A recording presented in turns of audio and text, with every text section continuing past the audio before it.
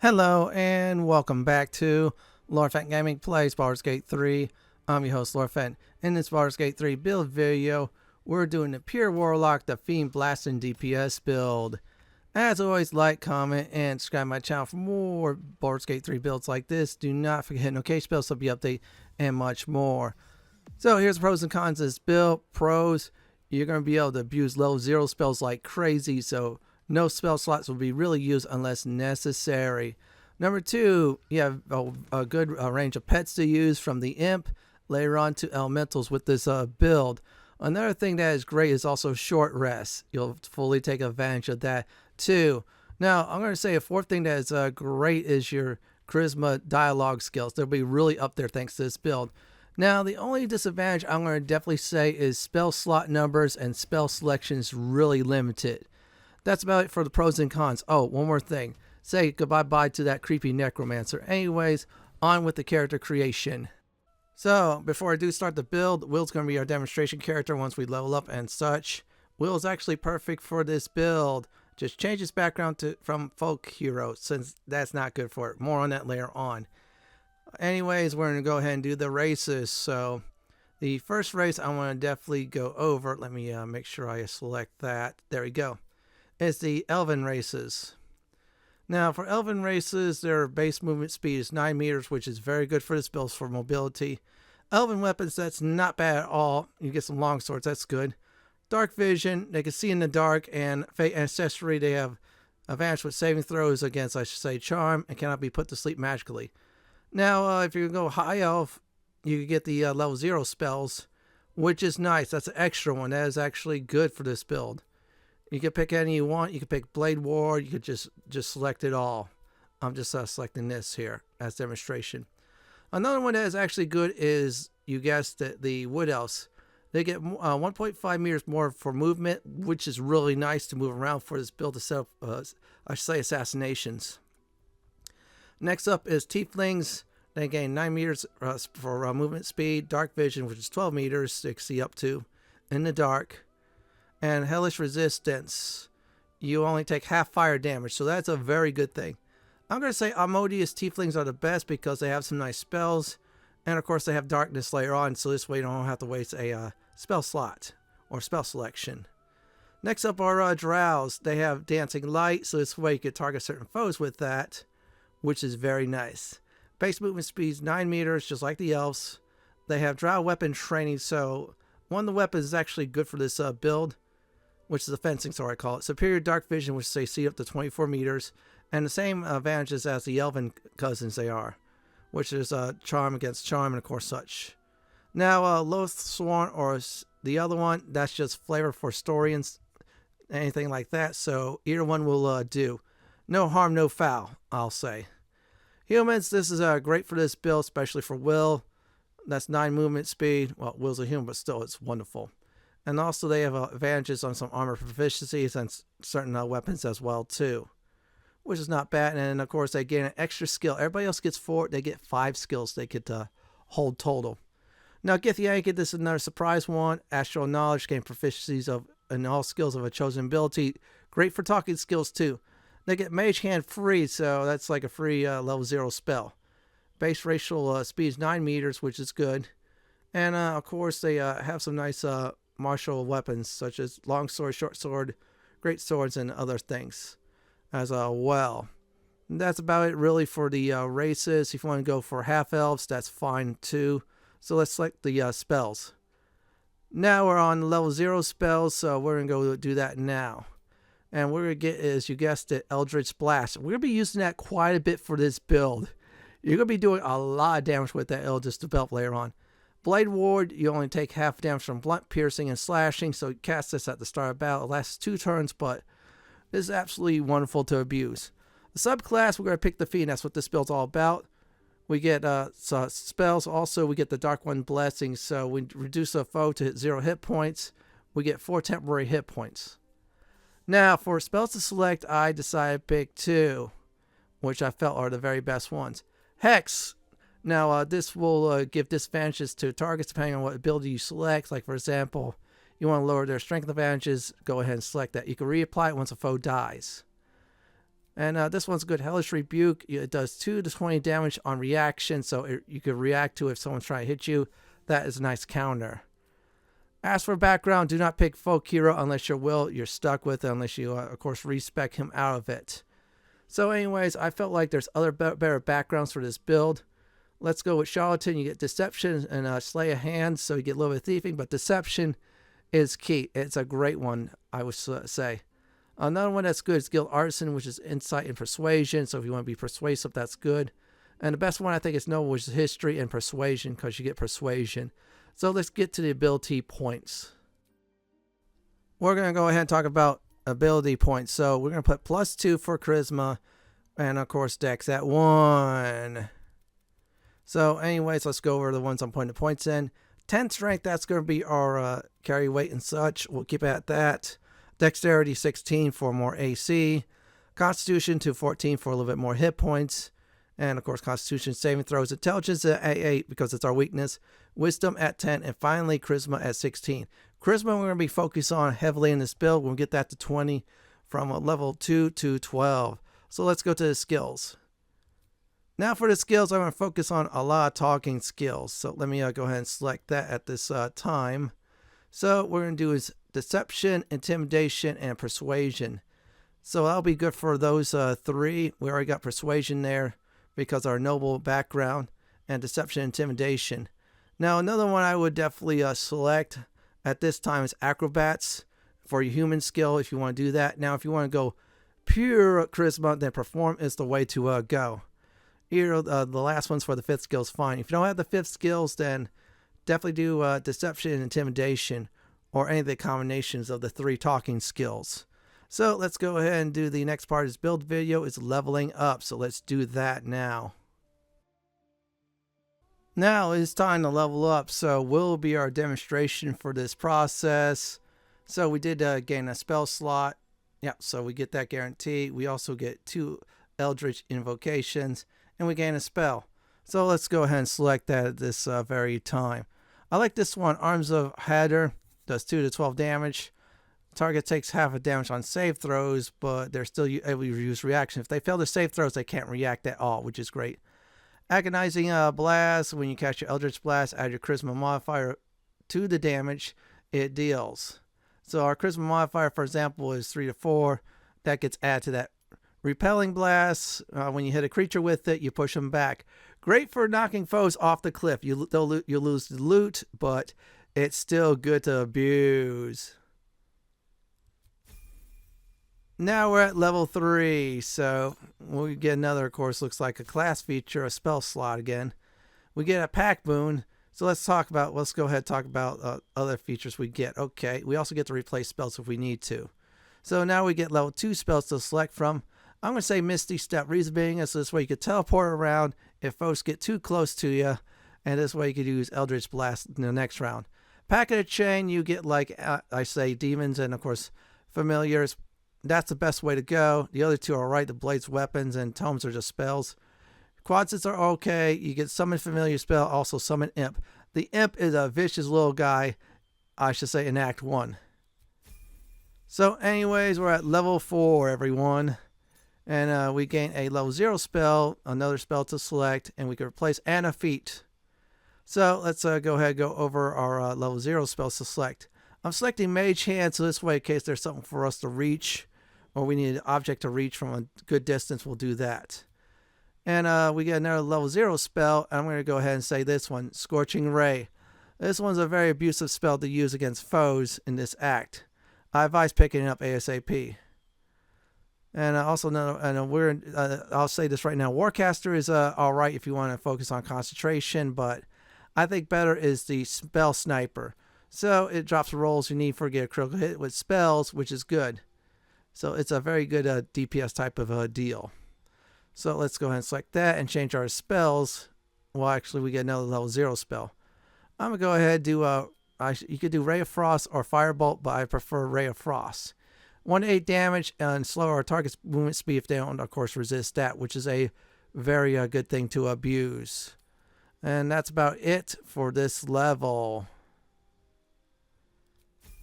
Now we're at level 5, everyone. Yep, you guessed it. Oh, we get we get a few things too. Let's go ahead and look at that.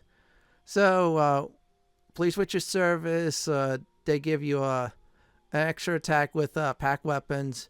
If you use the pack of the blade one, pack of the chain familiar does an extra attack. That's what we have. And of course we get more spells.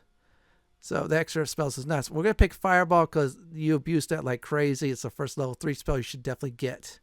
And believe me, I used that a few times at the Goblin Sanctum. Or say Shatter Sanctum, more like it.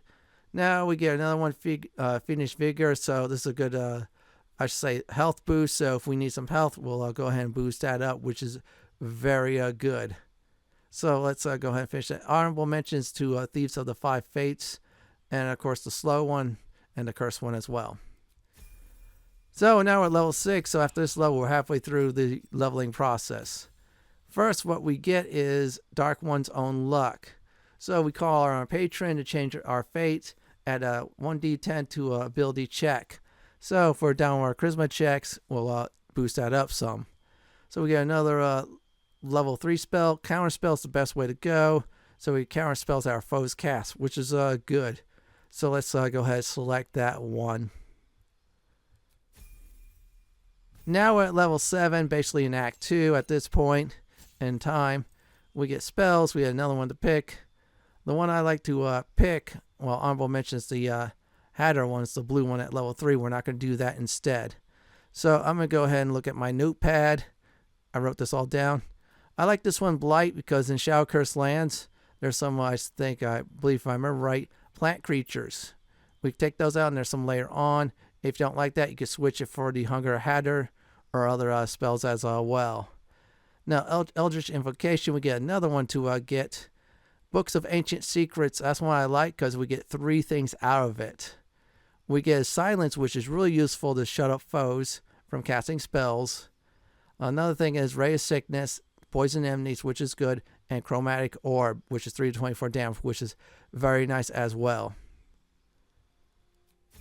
Now we're at level 8. Every 4 levels, 4, 8, and 12, we get feats. And this time, we'll do that before that. We'll select the spells. The first thing I'm going to go ahead and select, I feel like this is important because there's some other things you could do, is Dimension Door. You and someone else could be teleported to another place. Very useful for setting up good positions, like for example, a cleric and you are on top, or you and a Steron. That's just giving an example. We're going to do ability improvement, put all points into charisma because it'll increase our modifier with our Eldritch Blast, and many other things as well. So let's select that and be done with the level. Now we're at level, you guessed it, 9. Yeah, we're really getting up there in the world. So we get a few selections. So let's go ahead and select this one. Flame Strike. It does 10 to 60 damage. Very nice AoE spell. Just put it down some area and foes will die easily. That'll be demonstrated towards the end of this build. Millions of Chaos. Pick that ASAP. That's one of the most powerful summoning spells in the game. You get to use it, and those elementals will help you out greatly throughout the game, of course. So let's get to 10. Ding, level 10. Yeah, I had to say that. So we gain a level 0 spell. We get other things as well. And let's go ahead and select that. And of course, the one I quickly blow through, I believe it was more of a defensive thing, so that's good. So let's select that one. Yeah, we get Poison Spray. I felt like that's another nice one, so we get 2 uses of that. Other ones you can select as other if you want to go that route. Cone of Cold, this one's nice. It does 8 to 64 damage. And free, of course, that's good. And Phoenix Resistance, choose a damage type you can become resistant to. And you have to pick a new one every time you do a short rest. And that's about it. Now we're going to go ahead and do level 11. And we have another spell slot, which is good. And we gain some more spells to pick. Yep, see, there you go. And Mystic, this one we're going to go ahead and pick. The one I like to pick the most at this time, it's a level 6 spell. I could do Circle of Death, Eye Bite, Create Dead. Those are good, but I like this one. Arcane Gate. We could create 2 gates, teleport our whole party somewhere else in case we need to escape or something like that, or to get to a better ground. So I'm going to go ahead and select this one, the Hunger Hatter. This will blind foes. If it lands correctly, it does 4 to 24 cold damage with cold and acid too, which I do absolutely love. now we're at level 12, last level. This is the last time to start changing out your spells if you definitely need to. So if you need that. So let's go ahead and select. I'm going to select hold monster. That's really useful. You can hold certain monsters in the game. If that happens, your melee characters could do critical hits, especially with some of those with my builds I've been doing lately. Eldritch Invocation, we have one more to do. I felt like this one's best armor shadow since we're going to go cloth towards the end of this leveling process. This will basically give us mage armor. This will last until long rest. So definitely abuse that. And yeah, see, we have the cloth armor I use that you'll definitely find later on. I'll point where it's at. The slow spell's nice. The polymorph one's alright. If you want to do spirit speak, that's fine. But by then you've been using the amulet that you do find. Or spells. One with the shell's alright, but you just go into place. And that's where you replace your spells. As for feats, ability improvements, 2 points in a charisma, that'll be to 20, gives us a nice modifier of 5. And that's about it from level, I should say, 2 to 12. Let's get to the next part of this build. There are a total of, you guessed it, 3 permanent ability score boosts in the entire game. I'll go through each of them. Now, the first one, spare Auntie Ethel. If you decide to do that, you get ability item score of your choice. So in this case, pick Charisma. Don't let your Paladin do it, because that Paladin might be an Oathbreaker, so bad idea, especially the Oath of Vengeance, since they want to wipe out all evil. Now let somebody else do that definitely, like for example, Karlach, Lizel, or yourself, or anybody else. Now in Act 2, with a Steron in your party, have him bite Aja. That is the alchemy and also a very good item selling ring stuff, I should say. Also rings too. Some of it endgame. In Moonrise Towers in Act 2. If you do that, you get a +2 strength potion. Now, this build is not going to go over the details on showing on how it's done, due to the fact that, yeah, it's a +2 strength potion. Warlock should not have it. They should give it to someone else. If you do decide that, good candidates are usually Lizel, Mithara, Karlach, or any of the hirelings that has their strength as a main requirement. Now, this one's the most important one for this build, the Mirror Loss. Now, this time, I'm going to go ahead and definitely say this. With the Mirror Loss, there are 3 outcomes. If you pass a certain hidden charisma check, it does not show you in the game. What happens if you pass that, you get automatically +1 charisma off the bat, and then +2 stats of your choice. Just remember, you always start out with 2 stats to lose. For the build, just lose temporarily. I'll probably say dexterity. You'll get it back via remove curse. That's one of the possibilities there, is the +1 charisma and +2 stat your choice. In this case, charisma, which makes a total of 3 just being at the Mirror Loss. That's a win-win situation. Now, the other choice is if you don't pass a certain charisma check, but you do pass the other one, which is hidden, by the way, you get a +2 stat of your choice. In this case, you get +2 charisma. You fail those hidden choices, you get nothing. With this build, you're going to probably pass them both and get the +1 charisma off the bat.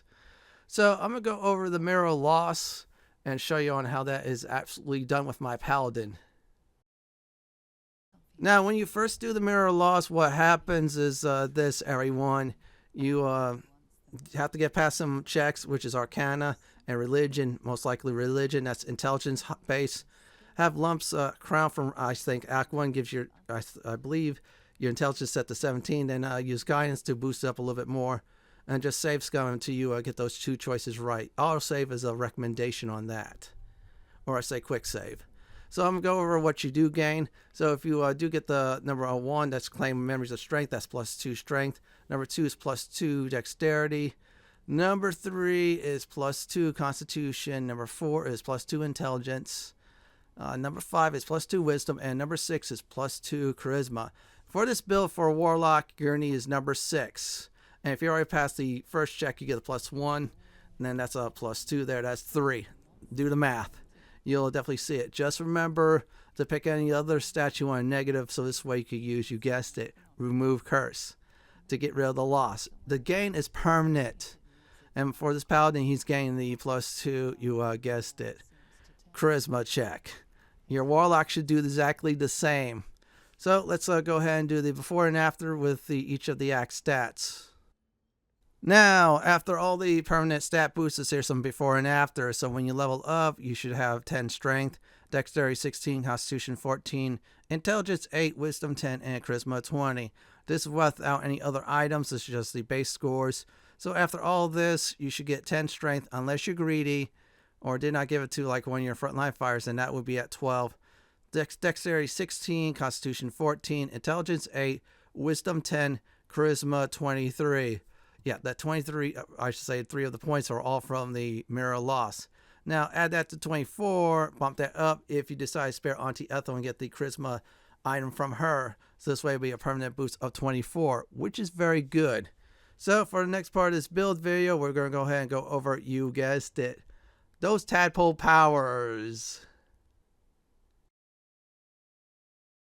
Now, next one up, everyone, is, you guessed it, Tadpole Powers. Now, this is different than my melee build. It's a little bit similar with my, I should say, wizard build, with one huge exception when I get to the Astral Touch Tadpole sections. Now, this is split into 2 categories. One is before the Astral Touch Tadpole, you definitely consume, and one definitely after. So let's go ahead and start with the before. Here are the Tadpole Powers before you decide to use that Astral Tadpole. Favorable beginnings, boost attack rolls, or give you an advantage in dialogues. Since we have a very high charisma build, this is a really good advantage to abuse. Reason being is there are some good dialogues that are a little bit high. This will give you an edge on those. Next up is Charm, prevents a foe attacking you for 1 round. This is a great way, I should say, to get certain foes away from you. So if a foe comes towards you in this round, then it's your turn. You pop on them, they don't resist it. Then the next time their turn's up, it'll be for 1 turn. They'll run away from you or attack someone else. This is a nice ability to abuse on foes. Shield of Thralls next. Make a shield on you or your allies that have 10 hit points. When that 10 hit point shield goes, any foes near the person with the shield get stunned. This is a nice feedback one, I'll call it. They hit the shield, I should say, for 10 points. They get stunned. You run away. Your melee characters come in and beat the living crap out of them.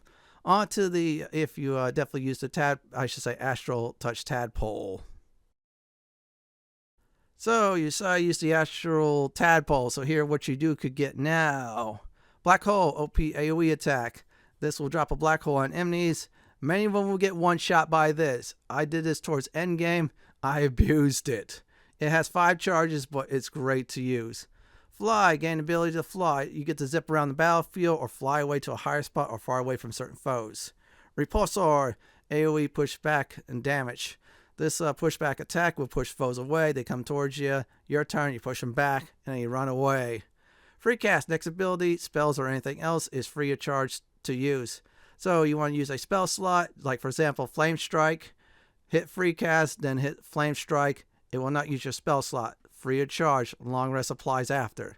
Illithid expertise. You have deepened your senses of self, and that means that you're gaining expertise in persuasion, deception, and intimidation checks. This is great for dialogue skills, especially with this build since it's high charisma. I definitely advise paladins with that, and bards as well too, or any other classes with charisma. Abuse this like crazy if you get this Tadpole power. That's about it. Next up is Gear Advice. Here's my gear suggestion for this build. Now, please note I did split this into 2 categories. Gear advice by the end of Act 1, that is before actually going into the Shadow Curse land, so make sure you do not leave Act 1 until you do so, and then the end game gear, which you get from the combination of Act 2 and 3. So if it does say an act, make sure you get it before leaving said act. So I'm going to go ahead and start with the Act 1 stuff. As for headpieces, let's go ahead and go with that. Circlet Blasting, Scorching Ray hurls 3 rays of fire. Now each ray does, I believe, 2 to 12 damage. Baldur sells this in the Underdark Act 1. Yeah, you're going to be visiting him quite a bit. Here's alternative. The Haste Helm gains momentum for 3 rounds. In other words, you move a lot more. It's an unlocked chest in the Blighted Village in Act 1. Yeah, don't leave the Blighted Village until you get that item. Here's the chest pieces, or in this case, clothing and robes. The Protecchi Sparks Wall. High spell casting. You gain a +1 bonus to spell save direct challenge. That's DC. Also, this gives you Sparks Wall armor. The wearer has +1 armor class and saving throws as long as they have lightning charges. If you want to go that route. So here's the deal on this. It's in a rubble pile in the Grimforge Underdark area in Act 1. Now here's a good alternative. Poisoner's Rose, Poison Trails. When the wearer casts a spell that deals poison damage, it deals an additional 1d4 poison damage. Yeah, if we decide to get that poison spray earlier or use a scroll, yeah, that's nice. Spire Matriarch under the Blighted Village drops this in Act 1. Now, if you accidentally push, say, the Spire Matriarch off the cliff like I did, or you don't want to go in a long search, there's a Summoner's Robe to definitely get. Now, I believe some of the races allow Warlocks definitely wear medium to light armor. Definitely go for high armor +1 in case any of those scenarios you can't find anything like that in Act 1. On to the next set of equipment. Now, this is the one I definitely did want to get as a priority. Bracers of Defense, gains +2 AC as long as you're not wearing any armor and or shield. No armor, no shield. This build, you're not going to use a shield. You're not going to use any armor that's heavier than cloth, most likely. Now, this is under the Blighted Village, where the secret necromancer's basement is at in Act 1. So that creepy book. So go search there. Here's a good alternative. This is different than the Wizard one. Gloves of Cinder and Sizzle. Now, this gives a monk unarmed attacks that deals 1 to 4 fire damage. We're not going to care about that. However, you want to care about this one. Gain Scorching Ray. Just like the spell, hurls 3 rays of fire at each foe. Each ray deals 2 to 12 fire damage. Lady Esther sells this at the Mountain Pass in Act 1. That's the one that wants you to steal the Githyanki egg. So let's move on to the next one. Now we have some boots, so I'm going to go ahead and go over these. Boots of Genial Striding. The wearer's movement speed is unimpeded by difficult terrain. Blurg sells this in the Underdark Act 1. Now here's a good alternative. Cinder Shoes. When you burn a foe, you get heat. Heat is when you take 1 to 4 fire damage. However, you get +1 fire damage to your fire spells, like Scorching Ray. Also, Blurg sells this in the Underdark in Act 1. Yeah, you're going to be visiting him quite a bit. Sorry, no good cloaks for Act 1. Now here's some necklaces. Amulet of Misty Step gains Misty Step spell to use in the shower. This is where it's at in the Shower Sanctum at True Soul gets cores in Act 1. This necklace is really useful. You don't have to use a spell slot to use Misty Step. However, Long Rest applies for it, but it is a very good necklace. Now here's another great one. This also is not only good for wizards, but also warlocks as well. Clerics, druids, you name it. Pearl of Power Amulet restores 1 spell slot that is level 3 and lower. Now, the Mind Flayer that is by Blurg and the Underdark will only sell this after you complete the Friendly Mind Flayers quest in Act 1 at the Arcane Tower. You want to do this one, you get some other stuff with that as well. And plus, the Mind Flayer sells some good things too there. Let's move on to the next one. Ring of Absolute Force. Use of Thunderwave spell, just like the Thunderwave spell. Exactly. If Absolute branded, you deal 1 extra damage with the Thunderwave spell. Sergeant Thrin in Grimforge in Act 1 does drop this. Have someone either kill him or you do it yourself. Now, Ring of Protection, AC +1 and saving throws +1. Completes multiple quests in Act 1 at the Druid's Camp before finishing up Investigate Kaga and or saving Halsin in Act 1. Yeah, you're going to have to steal a certain statue that's guarded heavily. Once you do that, this ring is yours. Now, you don't want to steal the statue. You're not get the Ring of Protection. Here's a nice alternative. Well, actually, 2 of them. Or if you didn't get the Ring of Absolute Force, or both of them are in use. Crusher's Band, movement speed up +3 meters. Steal or loot Crusher to get this item at the Goblin Camp in Act 1. Very good movement speed ring to have at the start of the game. The Spark Wall cannot be electrocuted. Electric resistance increases as well. Now, this is in the Arcane Tower basement, Underdark in Act 1. Solve the Arcane Tower puzzle, the entire one. You get sent down to the basement eventually. And you get this item plus a whole bunch of other stuff in there as well. Do not leave the tower without it. Let's move on to the next one, shall we? Now, this is a good staff. Staff of Crohn's, Ray of Sickness, like the spell. Now, it does this 2 to 12 poison damage. And can poison, just like the other one. That'll couple it very nicely. That's why I did put that there. This is an Acrylic workshop where you fought Auntie Ethel for the first time in Act 1. Kill her or not, you can either get the key, you open up automatically, or go ahead and just jimmy the lock to get it. Here's a nice alternative. Melt's First Staff, Arcane Enchantment. You gain a +1 bonus to spell saves, DC, and spell attack rolls. Now, that is really nice. Now, here's a good one too. 1 free use of Melt's Acid Arrow. That's like the level 2 spell exactly. And damage goes a little bit up as you level up. Blurg sells this in the Underdark in Act 1. Again, go visit this guy. He has a whole bunch of good stuff. Now let's move on to the ranged weapons. Now, please note, I'm going to go ahead and say this now. I'm only using the ranged weapons for the items itself, like a Clicky and EverQuest. Yeah, you're really not using a ranged weapon if, for example, you're a Shadow Knight or Necromancer. You're just using the ranged weapon as getting the stats from it, or the clicky. Hunting short bow. Feller of monsters, you have advantage against monstrosity type enemies. Also, one use of Hunter's Mark before a long rest. Hunter's Mark is you make foes weaker, so you mark them and your allies could attack. It's like saying, there he is, there's his weakness, go kill him. Or go kill her or it. Damien sells this at the Druid's Grove in Act 1. And I'm going to say is use Hunter's Marks for tough fights, like for example Auntie Ethel and such.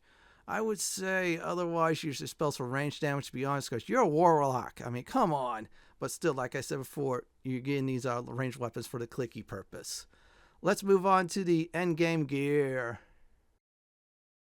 We're on to endgame gear. This will cover Act 2 and 3. So if it says, for example, Act 2, make sure you do not leave Act 2 until you get the said item in Act 2 at the proper location. As for Act 3, don't get on the rowboat for the end game until you get said gear, or say gears for it.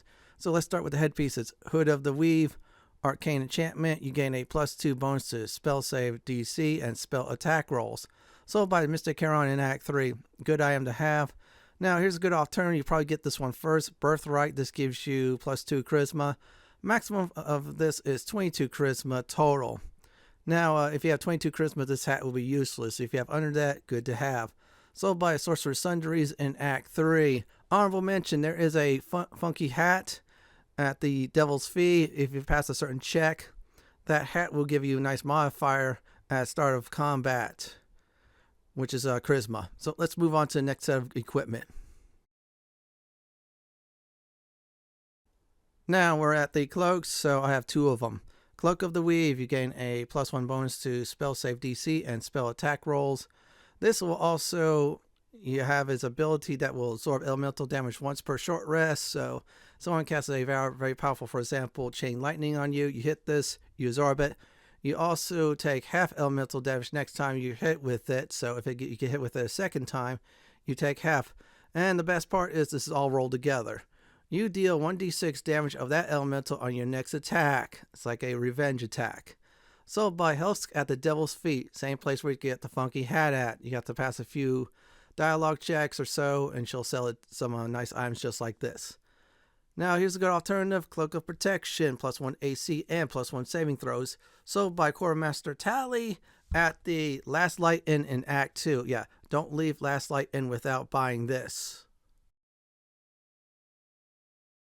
Now, next up to bat is the Potent Robe. Your level 0 spells deals additional damage equals to your charisma modifier. Yeah, that's the free ones you cast, like the Eldritch Blast. So, for example, if your charisma modifier, for instance, is 5, add that to your level 0 spell for more damage. At the beginning of the round, the wearer's turn, I should say more like it, the robe activates, granting them temporary hit points equal to their charisma modifier. So, for instance, you got 5 free hit points if your charisma modifier is 5. Now, this is how you get it. The nice bard from Act 1 in Act 2 will reward you this after rescuing the tieflings quest is complete. That's the quest reward. And this will be all done at the Last Light Inn. So you got to make sure every single tiefling lives. If so, this robe is now yours. Now, here's a good alternative robe in case not on the tiefling side or you mess up that quest. Robe of the Weave, gain a +1 bonus to spell save DC and spell attack rolls. Whenever the wearer succeeds a saving throw against a spell, they regenerate 1 to 6 hit points. Located inside a glove of invulnerability in the Ramazit Tower in Act 3. That's the same place where we're going to get this staff we're going to talk about a little bit in this build. Let's go on to the next set of gear. So we're on to the gloves now. Gemini gloves, your level 0 spell targeting foes and allies can target an additional creature. The same target can be chosen twice. Can be used once per short rest. So your Eldritch Blast will fall in this category. And here's the deal about that. So your Eldritch Blast at level, you guessed it, 12, with the right feats and such, will be 3. Now with this on, it'll be 4 now. So you could target the same target 4 times or 4 different targets, or a combination of any of the 2 in between, for example. This is sold by Helsk at the Devil's Fee in Act 3. Same place where you get some other good stuff. Pass some dialogue checks. You'll do it easily with this character. Here's a good alternative. Quick spell gloves. Your level 0 spells that cost an action cost a bonus action instead. This effect can be used once per short rest. So, for example, your Eldritch Blast, instead of costing yourself an action, it'll move to the bonus action as long as you don't use any other bonus action such. When you activate this ability, pop it, you get to blast some foes with that. So, in other words, if you're very wise, you get to cast Eldritch Blast twice per turn. Of course, that's short rest for that. This is at the Sorcerer's Sundries in Act 3. It sells. You want to buy this ASAP there. Let's move on to the next set of equipment. Now, this one I like. Boots of the Arcane Bolstering. Each time they dash, the wearer gains Arcane Charge for 2 turns. Arcane Charge is when you get +2 bonus to spell damage. So you want a little bit more spell damage, run around using a bonus action with dash. And after that, go ahead and use Eldritch Blast for fun. Aja at the Moonrise Tower sells this in Act 2. That's the same potion strength lady, same alchemy drow that will actually sell you this. I would say definitely clean out her inventory of rare items or magical items big time. Here's another one. Hillduck's Boots has a good alternative. Cannot be moved by magic or normal means.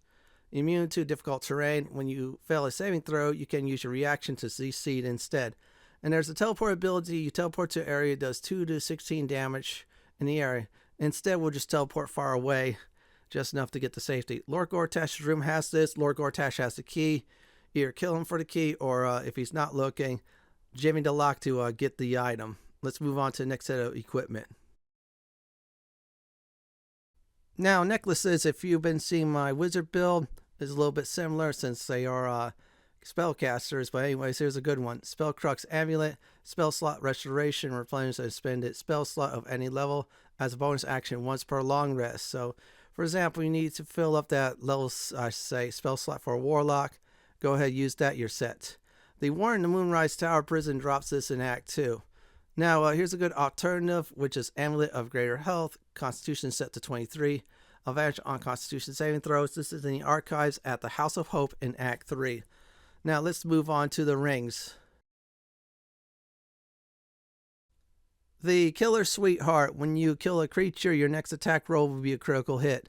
This is at the self-same trial in the Gauntlet of Shard in Act 2. Yeah, do not leave that trial until you, of course, loot the carbon copy yourself, because it usually has a ring on it.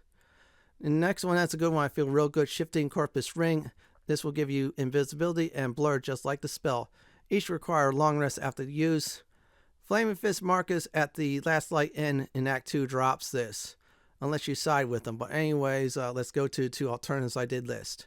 Just in case you didn't get the Killer Sweetheart, or you sided with Flaming Fist Marcus, or you didn't loot the corpse, you want to get the the Ring of Free Action. You ignore the effects of difficult terrain and cannot be paralyzed or restrained. Aja, that's the Strength Potion NPC, sells this in Act 2 at the Moonrise Towers. I said before, clean out her inventory. She has some good stuff for you. Crypt Lord Ring, create undead. Use a corpse to summon a mummy to fight for you. Now, you want to kill the Mystic Charon for this in Act 3.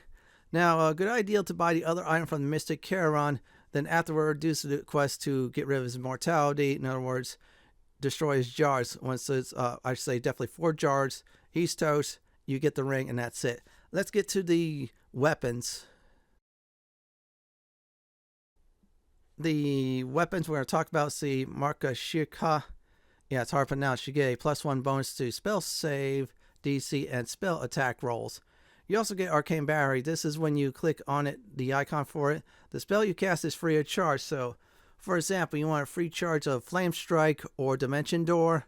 Well, you can click Arcane Battery. To cast that spell, it'll cost you nothing. Also, you get the Kirshaka's Favor. It gives you 50 resistance of your elemental choice, and the spells with it. There's a lot of the spells you do get with it, 2 each. It's too long to list. Locate inside a Glove of Invulnerability at the Remzit Tower in Act 3. The other side's the robes. The staff is there. Get both. Now, here's a good alternative in case you had issues of getting this staff or you hadn't reached it yet. Staff of Spell Power. You get a +1 bonus to spell save, DC, and spell attack rolls. You also get Arcane Battery. See the other staff like that. The only difference is you don't get the favor, but still, it's a good alternative. Found in a locked room in the House of Hope in Act 3. Definitely good for that. Honorable mention, there is a one-handed weapon that is only you can use with one hand. That's a legendary. For those of you who use will, it's a good one for him as well. Let's get to the ranged weapons. Again, everyone, for ranged weapons, you're only using ranged weapons for its purpose, not to actually shoot it. Otherwise, yeah, why you're this class. Darkfire shortbow, +2 shortbow, gains resistance to fire and ice, can cast haste. Damien sells this in Act 2. If you're lucky, he'll also sell this in Act 3. Just one Darkfire shortbow per game. Use the haste feature only for the shortbow, otherwise go for your level 0 through 6 spells for ranged DPS. In this case, your level 0 spells and whatever spells you have for your Warlock. And that is it for gear advice. Next up, we're going to talk about is potions, elixirs, and go over oils. Now, please note for potions, elixirs, and oils, I listed the recommended ones to get. As for oils, I recommend not using them since main reason is, yeah, those oils mainly for melee weapons. You're not going to be really meleeing. Instead, you're going to be at a nice range using your spells to annihilate foes. So let's go ahead and do the potions first. As always, everyone, make sure you do get healing potions of all types. That's a must. Because A, if Shadowheart or Cleric or Druid or Healer dies, you're going to have to drink up. And B, always carry around potions at all times if there's no healers in your party. Another good potion is the Potion of Haste, most abused potion in the game, by the way. Gain extra action, +2 AC, advantage on dexterity, saving throws, and double move speed. You get a little bit of penalty after 2 rounds, but by then, most of your enemies will die. So here's another good one, Potion of Flying, same as the Fly spell, so this way you fly around far away from foes. And last but not least is Potion of Angelic Slumber. Drinker goes to sleep for 2 rounds. If they do not get interrupted, when they wake up, they are healed like a long rest. This is great to have. There's lesser versions of those. They'll heal up to a certain spell point. I advise those as well. So let's go ahead and go over the elixirs. As far as elixirs go, here we go. Elixirs of Vigilance, gain a +5 bonus to initiative, and you cannot be surprised. This is very good for a Warlock, by the way. You want to drink these up since you're not going to get the alertness feat, or the alert feat. Elixir of Viciousness, increase your chance to land a critical hit. Again, another nice potion to use to get those nice crits. Elixir of Bloodlust, upon killing a foe, you get 5 hit points and an extra bonus action. Great to have, I'm serious. So this way you kill a foe, run away somewhere safe, and then try again. Elixir of Peerless Focus, gain advantage on concentration saves. So certain spells you want to buff yourself up, like for example Mage Armor, good to have. Supreme Elixir of Arcane Cultivation, grant an additional level 4 spell slot. Those are alright for Warlocks since they're lumped together. I do advise drinking those up early on, so this way you get a little bit of bonus spell slot to abuse and use. That's about it for Elixir, so let's do the combat demonstration. When you do start out the game and at some point you get the Imp to summon, go ahead and do so.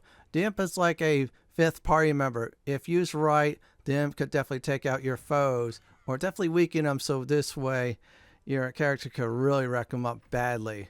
So yeah, definitely if you need to at certain times, use certain spells like Fireball to clear the room, or abuse your Eldritch Blast. And just remember, your Eldritch Blast will level up big time, so this way you get 2 uses of it with 1 go to 3 uses of it. So let's go into Act 3.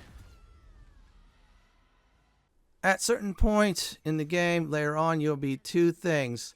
Number 1, you're going to either be a closer or a setup person. And you'll switch from using an Imp if you want to use the Elemental. Yeah, when you get that Elemental summon, which is just like the level 5 version, yeah, you'll add another member to the party, which will do a lot more damage than the Imp at the time. Still, you just remember to conserve your spell slots for tougher fights. Use your Eldritch Blast to help you out. Run away like crazy. Yeah, and definitely at this time probably say invest in Misty Step items and such. So this way you'll teleport around, which is always good. And we're going to just demonstrate with Will here to go ahead and use the Eldritch Blast with the extra instead of 3. We'll definitely get 4 on the list. Okay, let me move somewhere else so this way I could definitely do that. Yeah, also very important is positioning. And let's do that again. Let's blast these 3 into oblivion. Well, we'll pick an extra one, which I think that one will do. And that's about it for a combat test. With my great selection of spells, it'll help you out through the entire game. Another thing is when you do start out, that little imp, well, it does a lot of damage. And when you do get the imp to do 2 rounds per attack, it's really nice. Also, the imp can fly around as well. Your Eldritch Blast is going to definitely, you guessed it, be your bread and butter, your build. In other words, you're going to do a lot of damage and much, much more. Another thing I'm going to definitely advise about spells is know your position and such. You'll be 2 roles. You either be the person that'll finish off enemies, or you're going to be what I'm going to definitely call is the setup person. Yeah, you heard me right. You'll set things up so this way you'll kick some serious butt. And later on in the game, when you get the elementals, definitely use that for very tough fights, especially the secret boss at the House of Hope, and even one of the story bosses as well. And definitely get the equipment I have, especially charisma modifiers on it. So this way, your Eldritch Blast and many other spells that does require charisma, you do a whole bunch more damage. Well, this is it for my Baldur's Gate 3 Pure Warlock The Fiend Blasting DPS build video. This is Lord Fenton signing off. Thanks for watching and have a great day or night, and do please stay safe. Please subscribe to my channel for more classic and modern Dungeons & Dragons walkthroughs, builds, guides, and more just like this. If you like what you see, then go ahead and pick my suggestion on the upper left-hand corner or YouTube suggestion on the bottom left-hand corner. I'm going to go ahead and relax in this nice chair.